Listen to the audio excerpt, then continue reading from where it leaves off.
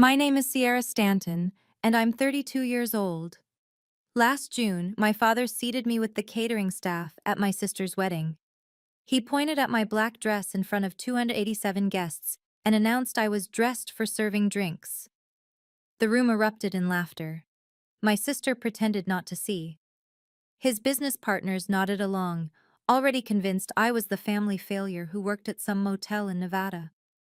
So I picked up a champagne bottle and started pouring.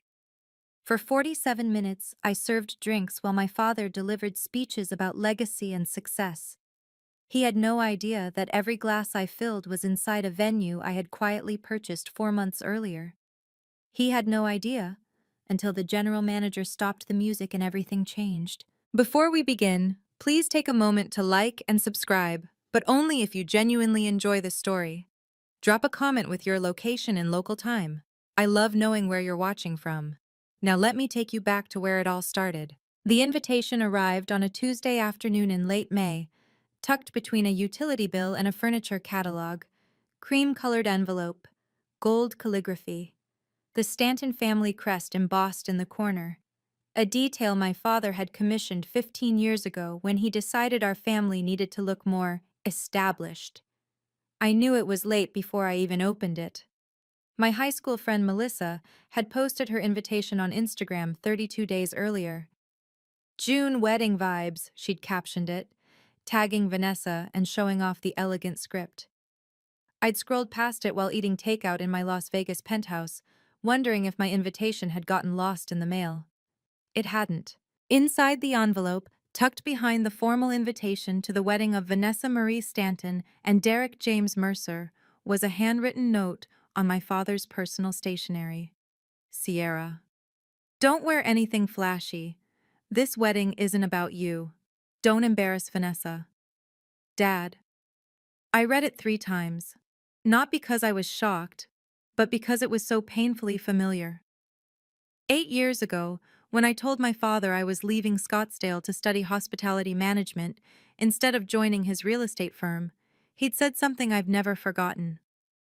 So you're choosing to serve other people for a living, bussing tables, carrying luggage.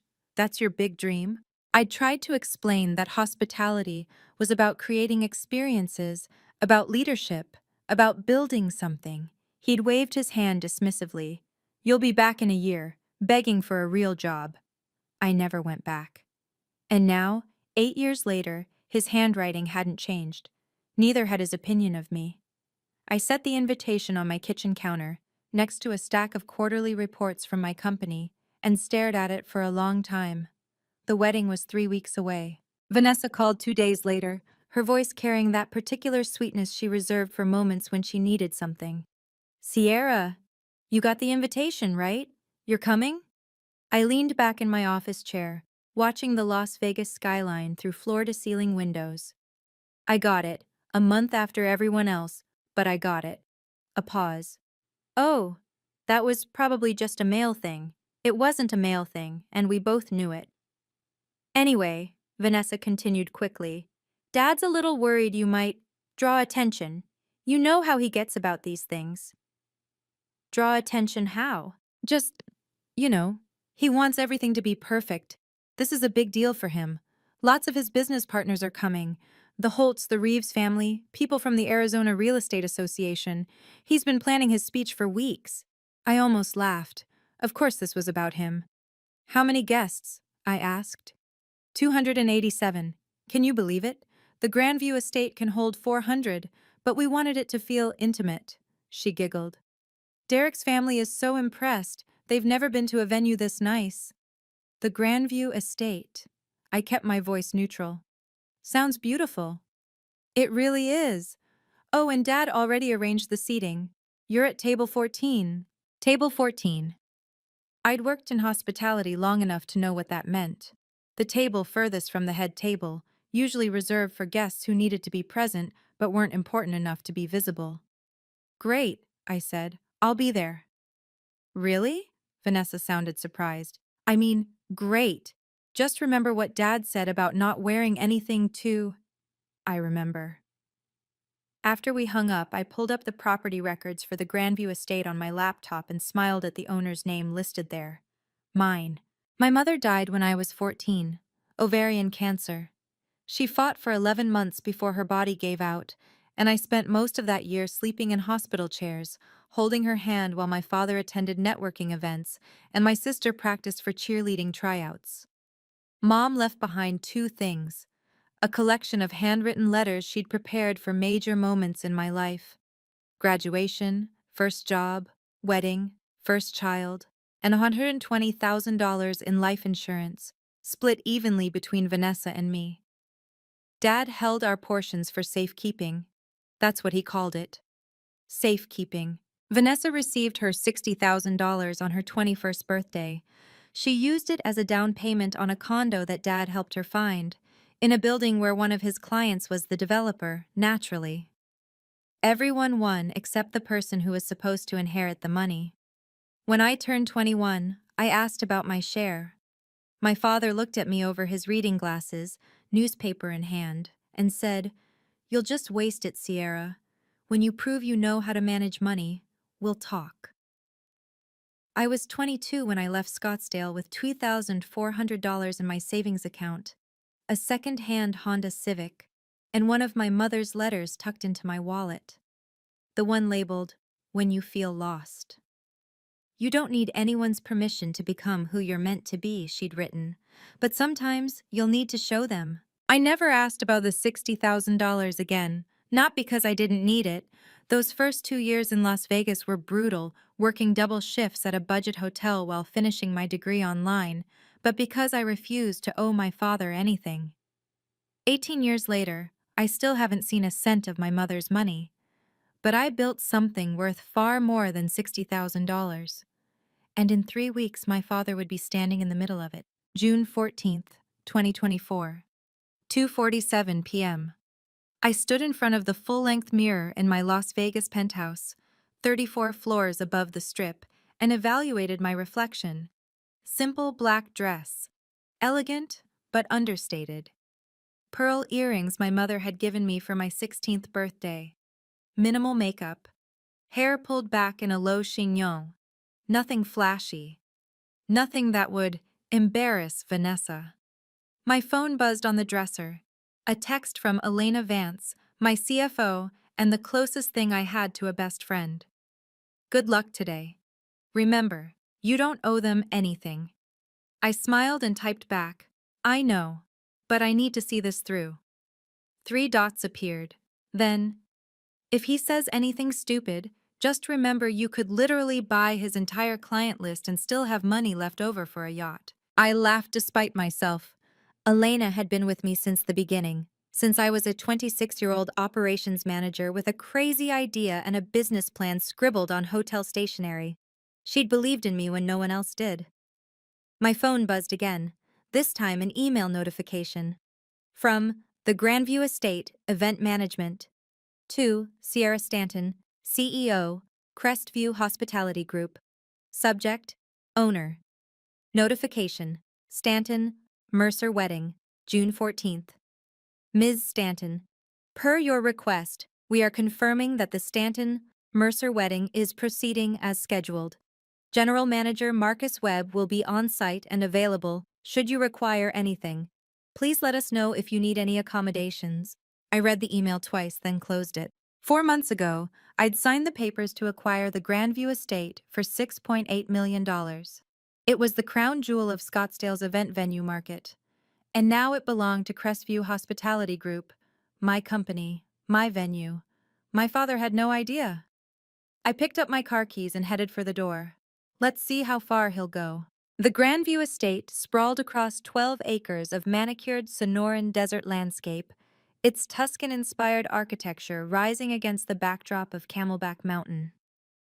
I'd studied the property for months before acquiring it. The hand-laid stone pathways, the century-old olive trees imported from Italy, the 15,000-square-foot main pavilion with its retractable glass ceiling. At $45,000 per day for exclusive events, it was the most sought-after wedding venue in Arizona. I pulled my rental car, a modest Toyota, not the Mercedes I usually drove, up to the valet stand. A young man in a crisp white shirt approached, then stopped mid-stride when he recognized me. Ms. Stanton. His eyes widened. We weren't expecting, welcome back. I held a finger to my lips. I'm just a guest today, Michael. A very low-profile guest. He nodded quickly, understanding. Of course, I'll make sure the team knows. I walked through the main entrance, past the cascading water feature and the hand-painted tiles, taking in every detail with a practiced eye. The floral arrangements were immaculate, white roses and eucalyptus, exactly as Vanessa had requested. The string quartet was warming up near the ceremony space. Everything was running smoothly. Sierra. I turned. Marcus Webb, the general manager I'd inherited with the property, stood near the entrance to the main pavilion. 52 years old, silver-haired, with the calm demeanor of someone who'd managed 1,000 high-stakes events. He'd been at the Grandview for 11 years, and when I'd acquired the venue, keeping him on had been non-negotiable. He was also the only person here who knew exactly who I was. Marcus. I shook his hand. Everything looks beautiful. He glanced around, then lowered his voice. Your father arrived an hour ago. He's been making requests. What kind of requests? Marcus hesitated. He asked us to move your seating assignment. My stomach tightened. Move it where? I found my father holding court near the outdoor bar, surrounded by a cluster of men in expensive suits. I recognized a few faces from Arizona business magazines, the kind of people my father spent his life trying to impress. Richard Stanton, at 61, still carried himself like a man who believed he was the most important person in any room. Silver hair perfectly styled, custom navy suit, the Rolex he'd bought himself after his first $1 million deal, which he mentioned in every speech he'd ever given. He spotted me approaching and something flickered across his face. Annoyance, maybe, or embarrassment. He quickly rearranged his features into a tight smile. Gentlemen, this is my older daughter, Sierra. He gestured vaguely in my direction. She works in hospitality, somewhere in Nevada. One of the men, tall with kind eyes, extended his hand. Hospitality? That's a growing industry. What do you do exactly? Before I could answer, my father cut in. She's in the service side of things. You know, hotels, that sort of thing. Making beds, greeting guests. He chuckled. Someone has to do it, right? The men laughed politely, though I noticed the tall one's smile didn't reach his eyes. I shook hands with each of them, keeping my expression pleasant. Lovely to meet you all. When the group dispersed to find their seats, my father leaned close. His breath smelled like the bourbon he'd been nursing. Table 14 was full, he said quietly. I had them move you somewhere more appropriate. Where? Don't make a scene, Sierra. Just go where they tell you. He straightened his tie. And try not to talk to anyone important. This is Vanessa's day. He walked away before I could respond, leaving me standing alone near the bar. Somewhere more appropriate. I had a feeling I knew exactly what that meant. I stepped into the women's restroom and locked myself in the furthest stall, pressing my palms against the cool marble wall. Breathe. 8 years. I'd spent 8 years building a life my father knew nothing about. 8 years of 16-hour days, of rejected loan applications, of sleeping in my office during the early months when I couldn't afford both rent and payroll. 8 years of proving, to myself, if no one else, that I was more than the daughter Richard Stanton had written off. And now I was hiding in a bathroom, shaking. Why did I come here? I knew the answer. Some part of me, the 14-year-old girl who'd held her mother's hand in the hospital, who'd watched her father check his phone during the funeral, still wanted him to see me, really see me. But if I revealed myself now, I'd be the one causing drama. The difficult daughter who couldn't let her sister have one day. My father would spin it, the way he always did, and I'd become the villain of the story. My phone buzzed, a text from Marcus. Your father just asked us to seat you with the catering staff. Said you'd feel more comfortable there. What do you want me to do? I stared at the message for a long time. The catering staff. He wanted me to sit with the servers, at my own sister's wedding, in a venue I owned. Something shifted in my chest. Not anger, something colder, clearer. I typed back, "Let him. Don't say anything." Marcus replied immediately, "Are you sure?" "Yes. But stay close. If he pushes further, I'll let you know." I put my phone away, looked at myself in the mirror, and made a decision. I wouldn't reveal myself, but I wouldn't hide either. If my father wanted to keep digging, I'd let him, and I'd let him hit bottom. A wedding coordinator I didn't recognize, young, nervous, clearly new, found me near the ceremony space as guests began taking their seats. "Ms. Stanton? Sierra Stanton?" "That's me." She clutched her tablet like a shield. "I'm so sorry, but there's been a change to your seating. Mr. Stanton, your father, asked us to relocate you. He said you'd be more comfortable in the staff area." She couldn't meet my eyes. "The staff area," I repeated. "It's just, the main tables are very full, and he thought—" "It's fine." I kept my voice gentle. This wasn't her fault. "Show me where." She led me through a service corridor to a small room behind the main pavilion. 6 people sat around a folding table, eating quickly from paper plates, the catering team taking their break before the reception service began. "I'm really sorry," the coordinator whispered. "I've never seen anyone do this to a family member before." "It's okay." I touched her arm. "Thank you for being honest." She hurried away, and I stepped into the room. 6 faces looked up at me, some curious, some confused.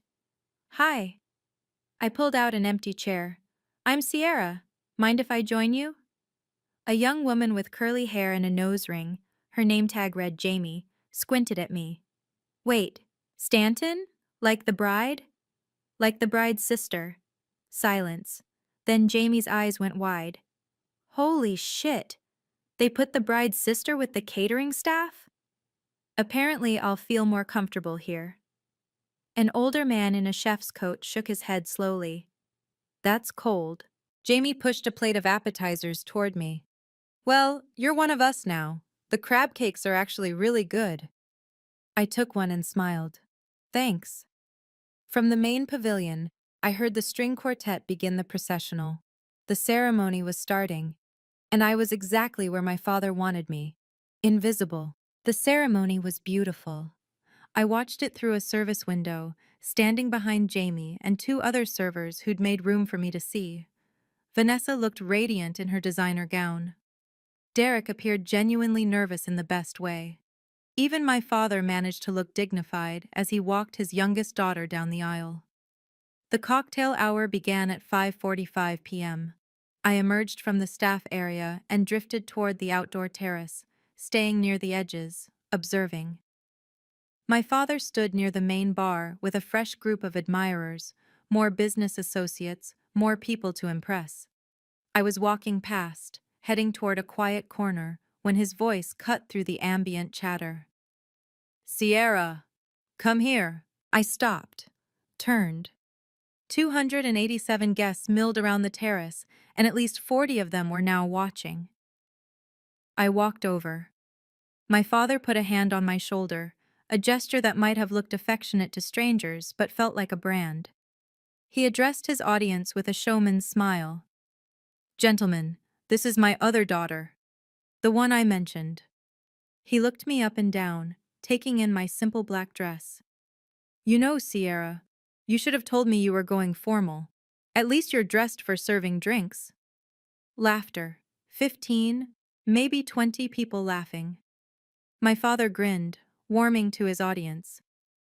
"Actually, I noticed the catering team looks a little short-staffed. Maybe you could help out? Put those hospitality skills to use?" More laughter. Louder this time. I looked at my father, at his smug smile, at the faces around him, amused at my expense, and I made a choice. "Sure, Dad." I kept my voice pleasant. "I'd be happy to help."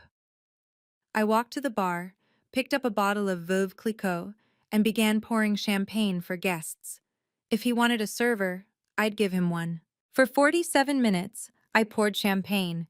I moved through the crowd like a ghost, refilling glasses, offering polite smiles, listening. People speak freely around servers. We're invisible, part of the furniture, not worth guarding their words around. Richard's older daughter?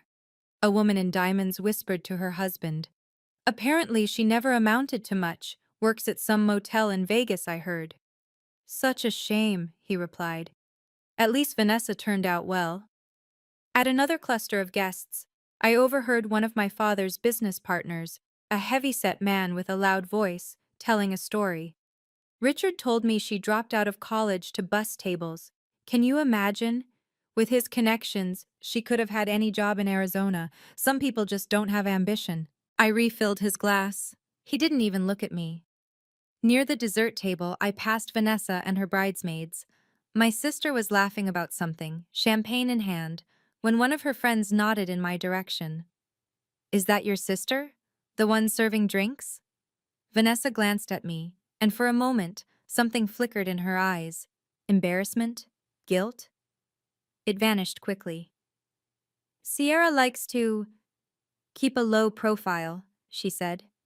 It's just who she is. I moved on. At 6:32 p.m., I felt a hand on my elbow. Marcus had found me near the kitchen entrance. Ms. Stanton. His voice was barely audible. Are you all right? I'm fine. This is... He struggled for words. In 11 years, I've never seen anything like this. I know. Do you want me to intervene? I checked my watch. The reception dinner would begin in 30 minutes. My father's speech was scheduled for 7:15. Not yet, I said. But Marcus? Yes? Stay close. I have a feeling he's not done. I was refilling glasses at a table near the garden when a man's voice stopped me. Excuse me. Have we met before? I looked up. The speaker was in his late 50s, silver-haired, with the weathered tan of someone who spent time on golf courses. His name tag read, Gregory Holt, one of the names Vanessa had mentioned. The Holts, major players in Phoenix commercial real estate. I don't think so, I said. I'm just helping with service tonight. He studied my face, frowning slightly. No, I'm sure I've seen you somewhere. A conference, maybe? A magazine? I have one of those faces. But Gregory wasn't letting it go. He pulled out his phone, scrolling through something. I continued pouring, keeping my movements steady, my expression neutral. Then he stopped scrolling. His eyes went wide. I glanced at his screen. The Arizona Business Journal website. A headline from March. Crestview Hospitality Group acquires the Grandview Estate in 6.8 deal. And beneath it, a photo of me at the signing ceremony, shaking hands with the previous owner. Gregory looked up at me, then at the champagne bottle in my hand, then back at his phone. You're... I leaned close, my voice barely a whisper. Not yet. He stared at me for a long moment. Then, slowly, a smile spread across his face. The smile of a man who'd just been handed front-row tickets to a show he hadn't known was coming. Mr. Holt, I said quietly, I'd appreciate your discretion. For now. He picked up his champagne glass and raised it slightly in my direction. Wouldn't miss this for the world. I moved on to the next table, heart pounding. One person knew, but the night was far from over. Okay, I need to pause here for a second. If you're watching this and you've ever been the invisible one at family gatherings, the one whose success never seems to count, drop a comment and tell me your story. I read every single one. And if you want to see what happens when my father finds out who really owns this venue, hit that subscribe button. Now back to the wedding. I slipped out through a service entrance and found a quiet spot behind the rose garden, away from the noise of the reception. My phone showed 3 missed calls from Elena. I called her back. Finally, she answered on the first ring. I've been trying to reach you. The Q2 numbers just came in. And? Revenue up 23% year over year. And the Marriott partnership is official. They signed this afternoon. We're expanding into 2 new markets by Q1. I closed my eyes, letting the news wash over me. 23%. The Marriott deal we'd been negotiating for 8 months, all while my father was telling people I worked at a motel. That's incredible, Elena. Send me the confirmation email. Already done, but Sierra, her voice shifted. How's the wedding? Are you okay? I laughed, though there was no humor in it. My father had me seated with the catering staff. Then he told his business partners I was dressed for serving drinks and suggested I help pour champagne. Silence on the line. You're joking. I've been serving drinks for almost an hour. Sierra. Elena's voice went cold. Do you want me to make some calls? I could have a Forbes reporter there in 90 minutes. Or I could leak the Grandview acquisition to every business outlet in Arizona. By tomorrow morning, everyone at that wedding would know exactly who you are. It was tempting. God, it was tempting. Not yet, I said. But keep your phone close. Always. She paused. You know you don't have to prove anything to them, right? You've already won. I know, but this isn't about winning. I watched the sun beginning to set over Camelback Mountain. It's about knowing who they really are and letting them show me. Just be careful. I will. I hung up and walked back toward the reception. The dinner service was about to begin. I was cutting through the service corridor when Vanessa appeared, blocking my path. She'd changed into her reception dress, a sleek ivory number that probably cost more than my first car. Her eyes were red-rimmed, though her makeup was still perfect. Sierra. She glanced at the champagne bottle I was still carrying. What are you doing? Helping out, like Dad suggested. You don't have to. She stopped, pressing her lips together. This isn't right. I can talk to him, tell him to stop. Stop what? He's just being Dad. That's not. Vanessa's voice cracked. I didn't know he was going to do this. The seating thing, the jokes. I thought you'd just be at table 14 and everything would be fine. Fine for who? She didn't answer. Vanessa? I set down the bottle. Do you know what Dad tells people about me? He says I work at a motel, that I bus tables, that I'm the family disappointment. I know. She wouldn't meet my eyes. But I didn't. I mean, I thought maybe some of it was true. You never talk about your job. You never visit. I just assumed. You assumed what Dad told you was accurate because it was easier than asking me yourself. Tears spilled down her cheeks now. Sierra, I'm sorry. I didn't know you were. I mean, what do you actually do? I studied my sister's face. The guilt was real. So was the ignorance. I'm not who Dad says I am, I said quietly. And tonight, you're going to find out exactly who I've become. What does that mean? I picked up the champagne bottle. Go back to your wedding, Vanessa. Enjoy your night. But pay attention during Dad's speech. I walked away, leaving her standing in the corridor with mascara running down her face. The dinner bell was ringing. It was almost time. 7:15 p.m. The main pavilion. 287 guests sat at elegantly decorated tables, champagne flutes in hand, as my father took the microphone. The string quartet fell silent. The room's attention focused on Richard Stanton like a spotlight.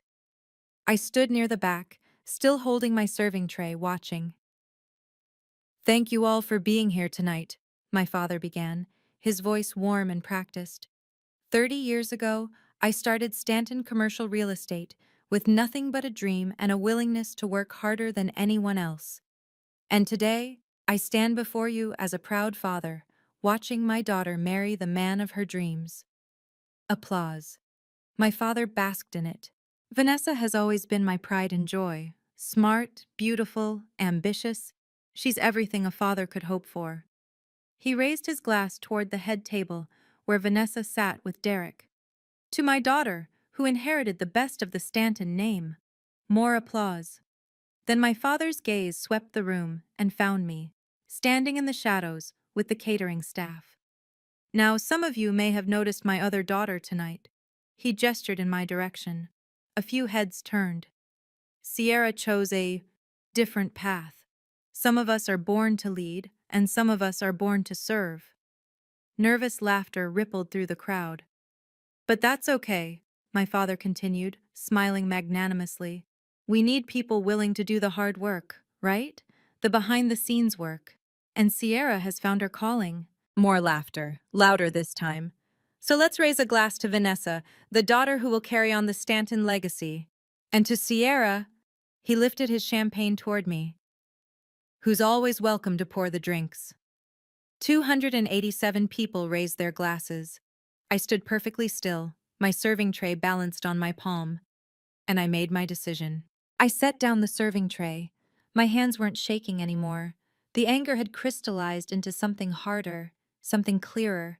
Not rage, resolution. I pulled out my phone and typed a message to Marcus. It's time. His reply came instantly. Understood. How do you want to handle this? Wait for my signal. I'll text you when I'm ready. I sent a second message, this one to Elena. Prepare a statement for press inquiries. Keep it simple. Crestview Hospitality Group confirms CEO Sierra Stanton as owner of the Grandview estate. No additional comment on personal family matters. Elena's response was immediate. Done. Statement ready. Say the word and I'll send it to every business editor in Arizona. Stand by. I put my phone away and looked around the room. 287 guests were eating their entrees, laughing at my father's jokes, secure in their understanding of who the Stanton family was, the successful patriarch, the golden daughter, the disappointing afterthought. They had no idea. I thought about my mother's letter, the one I'd carried in my wallet for 8 years. You don't need anyone's permission to become who you're meant to be, but sometimes you'll need to show them. I'd spent 8 years building something from nothing. 8 years of proving myself to investors, to partners, to employees who depended on me. I'd never needed my father's approval. But tonight wasn't about approval. Tonight was about truth. I walked toward the service corridor, past the kitchen, toward Marcus's office. My father's laughter echoed behind me, the sound of a man who believed he'd won. He didn't know that in less than 30 minutes, every assumption he'd ever made about me would shatter in front of everyone he'd ever tried to impress. I pushed open the office door. It was time to stop hiding. Marcus was waiting in his office, a folder already open on his desk. Ms. Stanton? He stood as I entered. Are you certain about this? I'm certain. He gestured to the folder. I have everything here. The acquisition documents, the ownership certificate, a printout of the Arizona Business Journal article from March. If you need verification, I won't need all that. I sat down across from him. I'm not trying to humiliate anyone. I just want him to know the truth. Marcus studied me for a moment. In 11 years at this venue, I've seen a lot of family drama. Weddings bring out the worst in people. He shook his head slowly. But I've never seen a father treat his daughter the way yours treated you tonight. He's been treating me this way for 20 years. Tonight was just the first time he had an audience. What do you want me to do? I thought about it carefully. I could have Marcus announce my ownership from the stage. I could have security escort my father out. I could make this as public and humiliating as possible. But that wasn't who I wanted to be. Stop the music, I said. Make an announcement that the owner needs to address a situation. Don't name anyone. Let me walk in on my own. And your father? He can stay or leave. That's his choice. But he needs to know, everyone needs to know, that the woman he's been mocking all night is the reason this venue exists in its current form. Marcus nodded slowly. When? I checked my watch. 7:42 p.m. Dessert service would begin at 8 o'clock. Give me 10 minutes, then stop the music. I stood and walked toward the door. Miss Stanton? I turned. For what it's worth, Marcus said quietly, your mother would be proud. I didn't trust myself to respond. I watched the final minutes from the shadows near the garden entrance. Inside the pavilion, my father was making rounds, shaking hands, accepting congratulations, as if the wedding were his achievement. He stopped at Gregory Holt's table, and I watched their interaction through the glass doors. Beautiful venue, isn't it? My father was saying. I recommended it to Vanessa personally. The new owners are some corporation out of Las Vegas. Never met them, but they clearly know what they're doing. Gregory's expression was unreadable. Do you know who runs the corporation? Some hospitality company. Crestview something. My father waved dismissively. Doesn't matter. What matters is the service, and tonight has been flawless. Indeed it has. Gregory glanced toward the garden, and for a moment our eyes met through the glass. He raised his champagne glass slightly. I have a feeling you might be surprised by who's behind it. My father laughed. Why would I care? As long as the venue is up to standard, the owners could be anyone. 7:51 p.m. I texted Marcus. Now. The string quartet stopped mid-phrase. A confused murmur rippled through the crowd. Marcus walked to the small stage where the band equipment was set up, a wireless microphone in his hand. He tapped it twice, and the room fell silent. Ladies and gentlemen, I apologize for the interruption. His voice was calm, professional. My name is Marcus Webb. I've been the general manager of the Grandview Estate for 11 years. My father frowned, setting down his drink. Tonight, I witnessed something I cannot remain silent about, Marcus continued. And the owner of this venue has asked me to make an announcement. Richard Stanton straightened his tie, looking around with the confident expression of a man who assumed any announcement would have nothing to do with him. He was about to learn otherwise. The pavilion had gone completely silent. 287 guests sat frozen, champagne glasses suspended mid-sip, watching Marcus with growing confusion. 4 months ago, Marcus continued, the Grandview Estate was acquired by Crestview Hospitality Group for $6.8 million. It was the largest private venue acquisition in Arizona this year. A few murmurs. My father shifted in his seat, looking bored. Tonight, I watched the CEO of that company, the woman who signs my paychecks, who owns this building and everything in it, get seated with the catering staff by a member of the wedding party. The murmurs grew louder. Heads began turning, scanning the room. I watched her get publicly mocked during cocktail hour. I watched her serve champagne to guests while people laughed at her expense.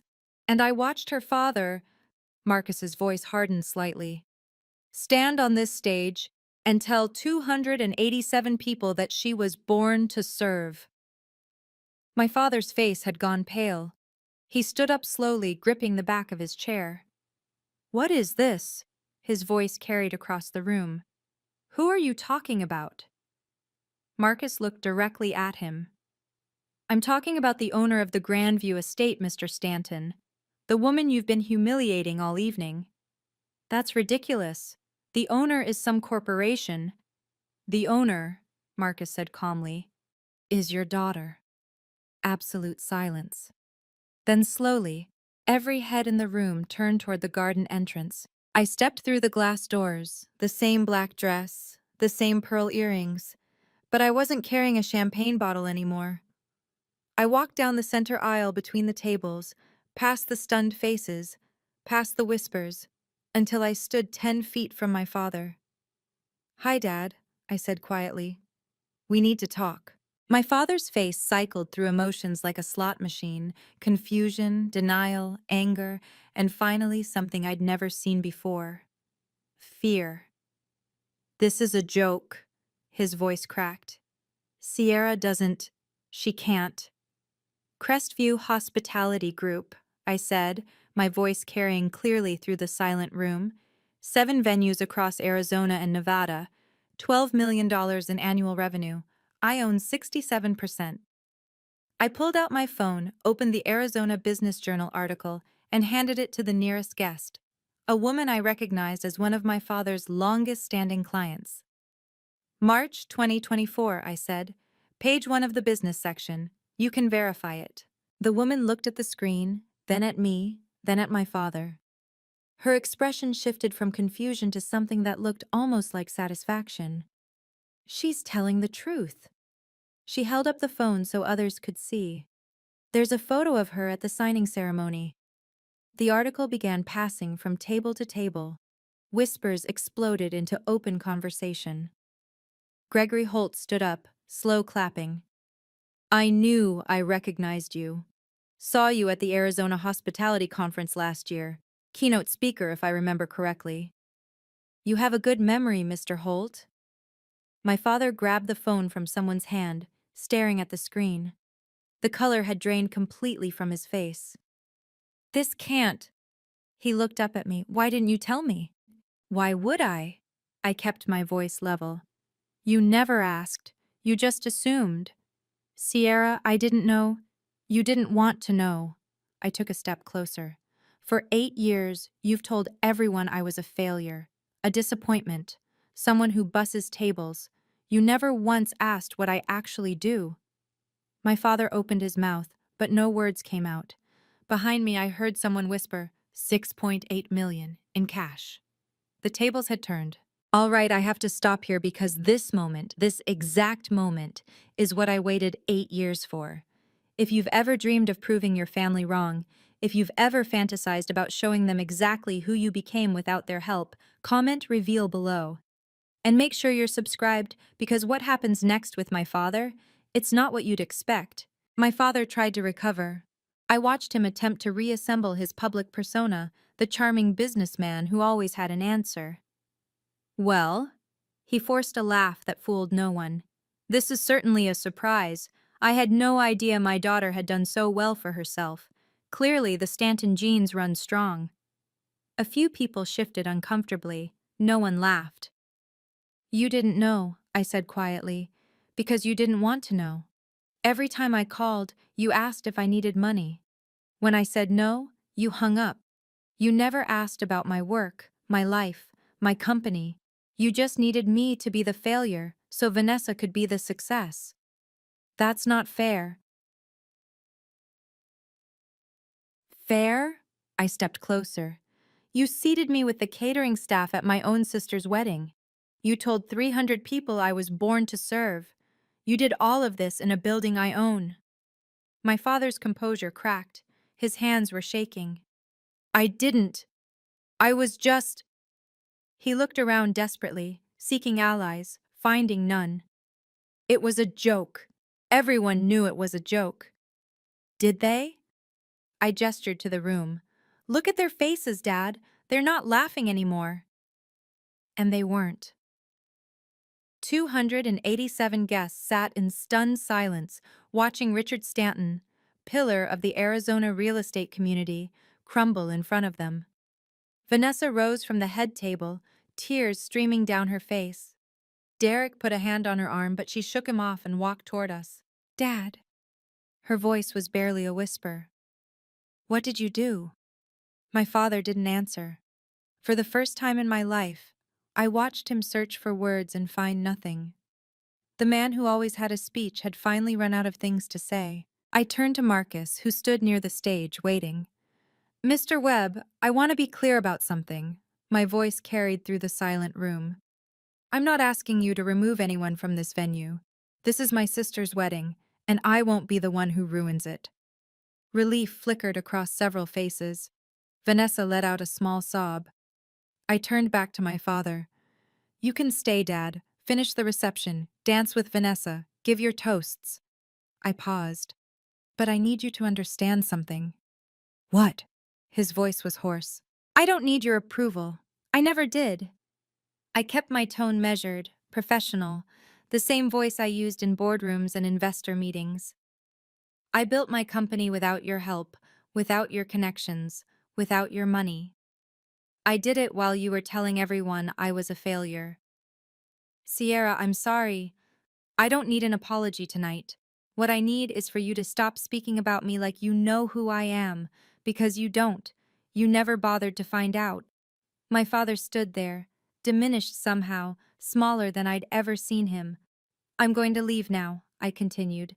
Not because I'm being asked to, but because I choose to. This is Vanessa's day, and despite everything, I don't want to take that from her. I looked at my sister, whose makeup was ruined, whose perfect wedding had become something else entirely. Vanessa, congratulations. Derek. I nodded at my new brother-in-law, who looked like he'd rather be anywhere else. Welcome to the family. I turned and walked toward the exit. The crowd parted silently. At the door, I paused and looked back at my father one last time. You know where to find me. When you're ready to actually know your daughter, call. Then I walked out into the Arizona evening. I was halfway to the parking lot when I heard heels clicking rapidly on the stone pathway behind me. Sierra, wait! I stopped, but didn't turn around. The desert air was cooling as the sun disappeared behind the mountains, and I took a deep breath, steadying myself. Vanessa caught up to me, breathless, her ivory dress trailing on the ground. Mascara streaked her cheeks. She looked nothing like the radiant bride from the ceremony. "Sierra, please." She grabbed my arm. "I didn't know. I swear I didn't know." I finally turned to face her. "What didn't you know, Vanessa? That I was successful, or that Dad was lying about me?" "Both." Her voice broke. I just, I believed him. He's Dad. He's always been so sure about everything, and you never talked about your job, and I just assumed. You assumed what was convenient." I kept my voice gentle but firm. "If I was the failure, you didn't have to feel guilty about getting everything.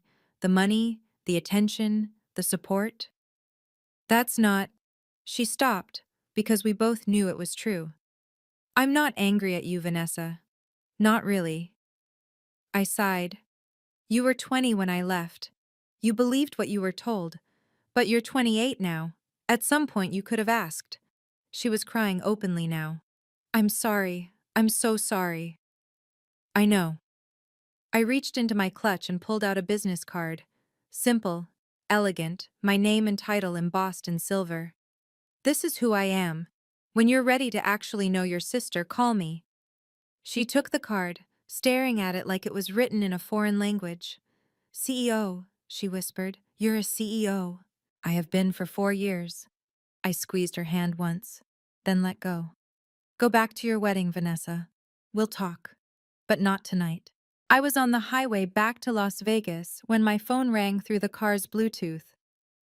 "Tell me everything," Elena said without preamble. I laughed. A real laugh. The first one all day. I revealed my identity in front of 287 guests. My father looked like he was going to pass out. Gregory Holt slow clapped. "Gregory Holt? The Phoenix developer?" "The same." "Sierra." Elena's voice was a mix of awe and amusement. "You just outed yourself to half of Arizona's business elite at a wedding. Do you understand what's going to happen?" "I have some idea. I've already gotten 4 calls from Arizona numbers in the last hour. I didn't answer. Figured I should wait for instructions." She paused. "The statement is ready. Do you want me to send it?" I thought about it. The news would spread regardless. 287 people had witnessed the reveal, and at least half of them were probably already texting about it. "Send it," I said. "Keep it simple. Crestview Hospitality Group confirms that CEO Sierra Stanton is the owner of the Grandview estate. We have no comment on personal family matters." "Done," I heard her typing. "Anything else?" "Yeah." I watched the desert landscape blur past my window. "Thank you, Elena, for believing in me when no one else did." A pause. "You never needed anyone to believe in you, Sierra. You just needed to believe in yourself." She cleared her throat. "Now go home, pour yourself something expensive, and get some sleep. Tomorrow's going to be interesting." "That's an understatement." "One more thing." Her voice softened. "I'm proud of you. Not for the reveal, for walking away with your dignity intact. That took more strength than anything else." I didn't trust myself to respond. "Good night, boss." "Good night, Elena." 11:47 p.m. I stood at the floor-to-ceiling windows of my penthouse, Las Vegas glittering 34 floors below. Still wearing the black dress. Still wearing my mother's pearls. My phone sat on the kitchen counter, buzzing intermittently with notifications I hadn't checked. Texts from unknown numbers. Emails from business publications. One missed call from a number I recognized. Dad. I hadn't answered.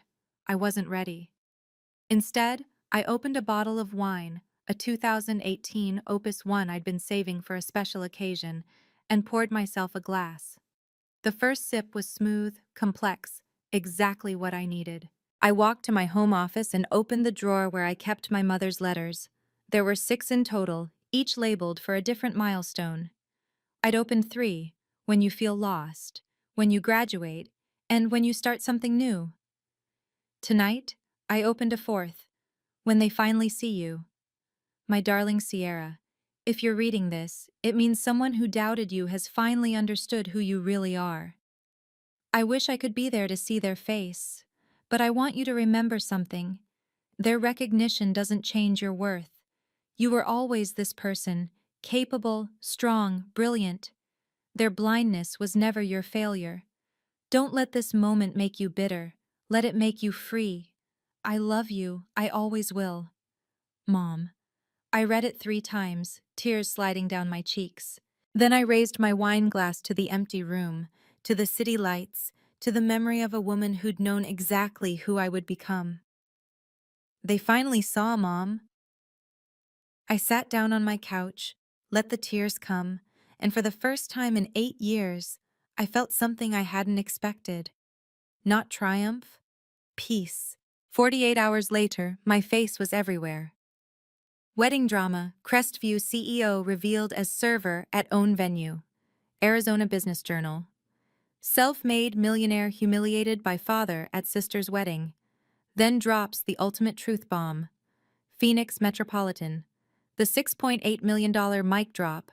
How one woman turned family shame into business fame. Southwest.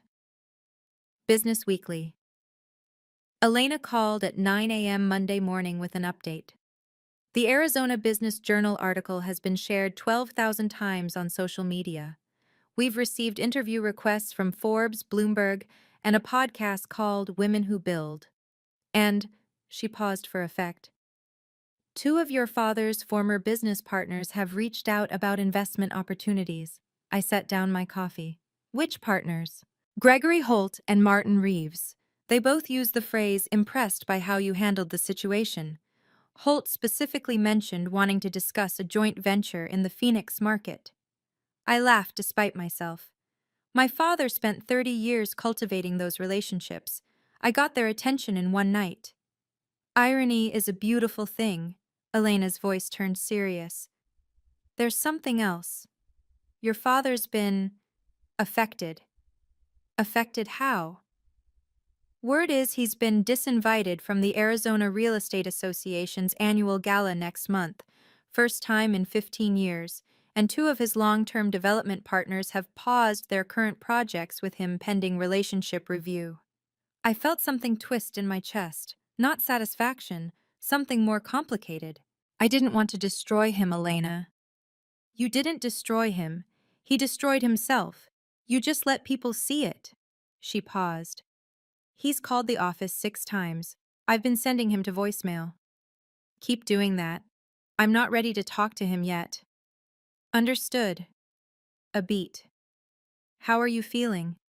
I looked out at the Las Vegas skyline, thinking about the question. Free, I said finally. I feel free.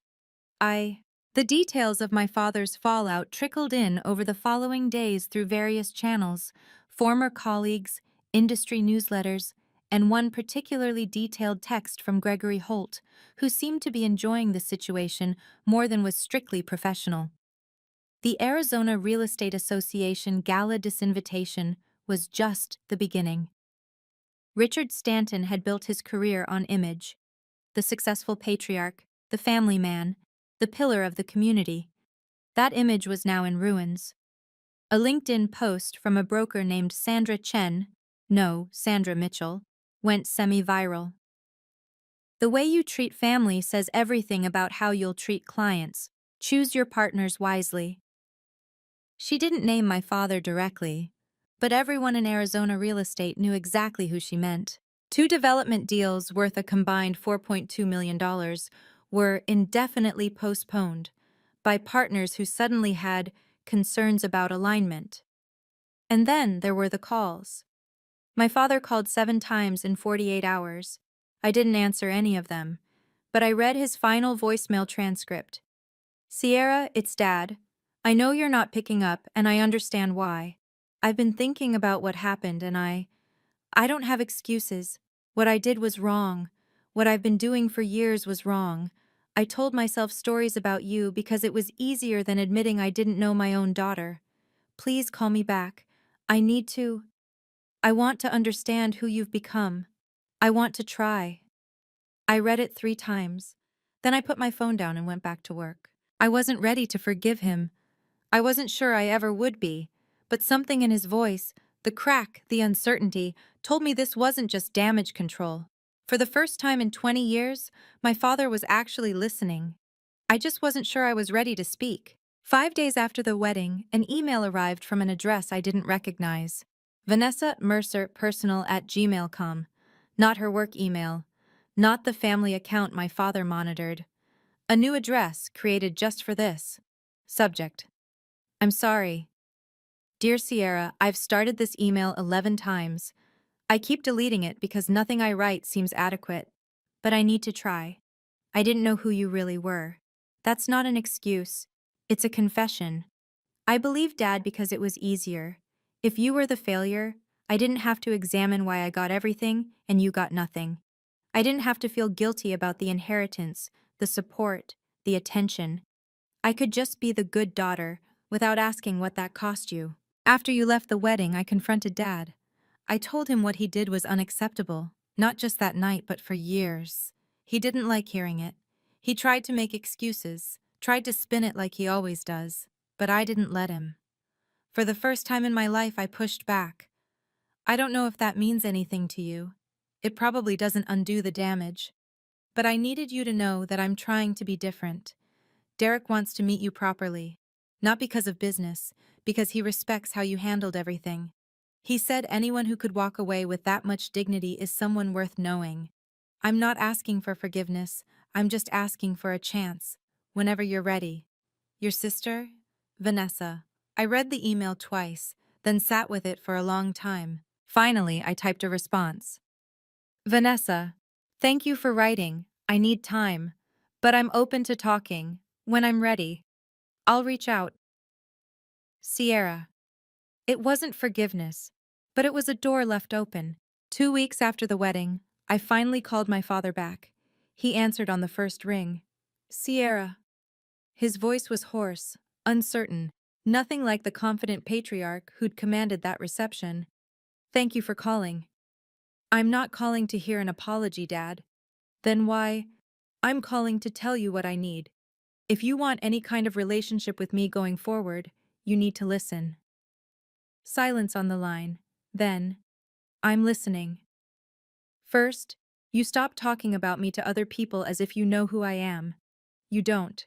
You haven't known me since I was 22 years old. If someone asks about your daughter, you say, she runs a successful hospitality company and nothing else. I can do that. Second, I need time. I don't know how much, months, maybe longer. I'll reach out when I'm ready, and you need to respect that. No more calls, no more voicemails, no showing up unannounced. Okay, his voice cracked. Okay. Third, and this is the most important one, I need you to understand something. I paused, choosing my words carefully. I don't need your approval. I never did. I built my life without you, and I can continue building it without you.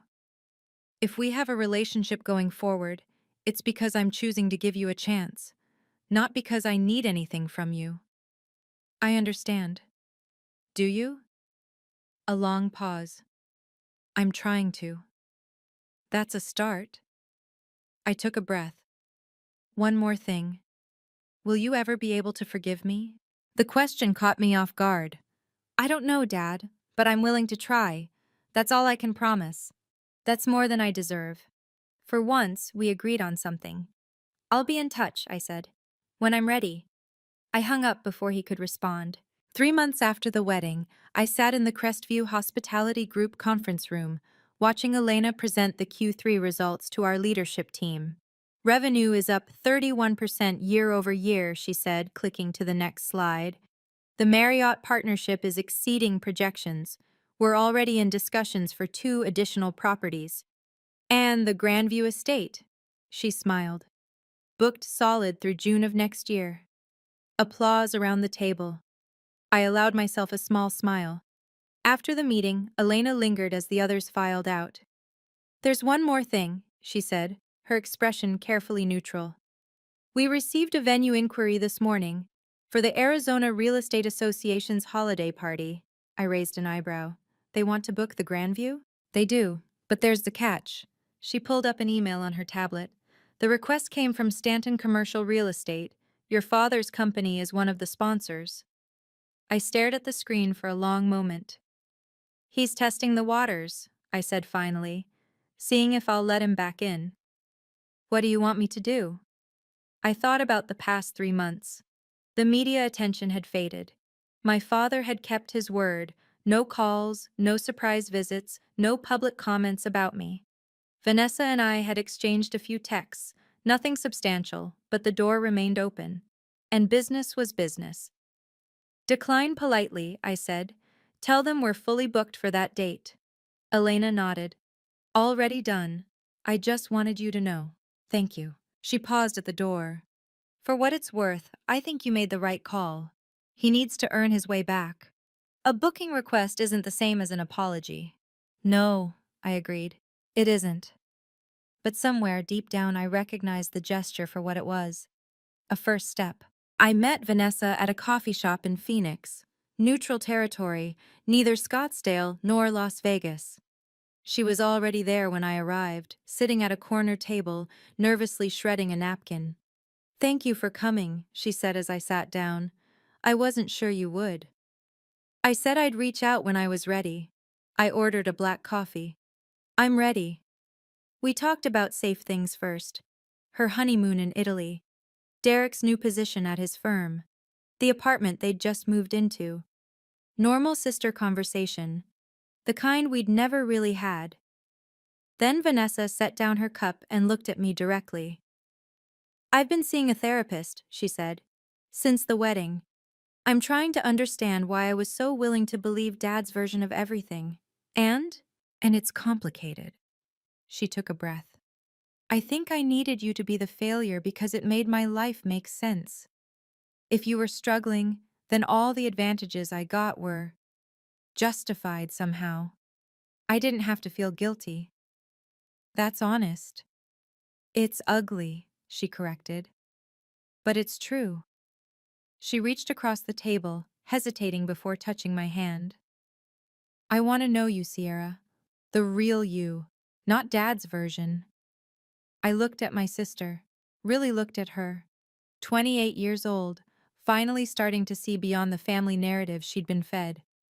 It won't happen overnight, I said. Trust takes time to rebuild. I know. She squeezed my hand. But I'm willing to do the work, however long it takes. I thought about my mother's letters, about the one I hadn't opened yet. When you find your way back to each other. Maybe someday. Okay, I said. Let's start with coffee, see where it goes from there. Vanessa smiled. A real smile, not the polished one she wore at family events. It was a beginning. A week after meeting Vanessa, I drove back to the Grandview estate. Not for business, not for an event, just to stand on the terrace as the sun set over Camelback Mountain and think. The venue was quiet, no wedding scheduled for the evening. Marcus had given me the master key months ago, and I'd used it exactly once before. Tonight felt right. I leaned against the stone railing, watching the sky turn orange and pink, and let my thoughts settle. For 20 years, I'd carried a weight I didn't fully understand. The need to prove something. The fear that my father was right about me. The desperate hope that someday, somehow, he'd see who I really was. I'd built an empire trying to earn approval I was never going to get. And then, on a June evening in a venue I owned, I'd finally understood. I didn't need it. My father hadn't changed because I succeeded. He'd changed because he had no choice, because his own actions had consequences he couldn't spin or charm his way out of. That wasn't growth. That was survival. But Vanessa? Maybe. She was doing the work, asking the hard questions, trying to understand. That was different. And me? I was learning that boundaries weren't walls. They were doors, doors I controlled. I could choose who to let in and when. I could choose to give second chances without forgetting first offenses. If you're watching this and you're where I was 8 years ago, invisible to your own family, defined by someone else's narrative, I want you to know something. You don't need anyone's permission to become yourself. You just need to start. Build something. Become someone. Not to prove them wrong, but to prove yourself right. The rest will follow. Or it won't. And you'll be okay either way. I finally was. My phone buzzed as I walked back to my car. An email notification. Forbes 30 Under 40 Arizona Edition. I'd been nominated. I smiled, closed the notification, and slipped my phone into my pocket. At the venue entrance, one of the evening staff approached. "Ms. Stanton, there's someone here to see you." "Who?" "He says he's your father." I stopped walking, looked toward the main building. Through the glass doors, I could see a figure standing in the lobby, older than I remembered, somehow smaller. I took a breath. "Let him in," I said. "But tell him I have 15 minutes. The staff member nodded and hurried off. I straightened my shoulders and walked toward the entrance. This wasn't forgiveness. It wasn't reconciliation. It was a choice. My choice, to leave a door open. Not an ending. A beginning. So that's my story. 8 years of silence. One wedding. And one moment that changed everything. If this resonated with you, if you've ever felt invisible to your own family, I want to hear from you. Drop a comment below. What would you have done? And if you want more stories like this, hit subscribe and turn on notifications. I'll see you in the next one. Take care of yourself, you're worth it.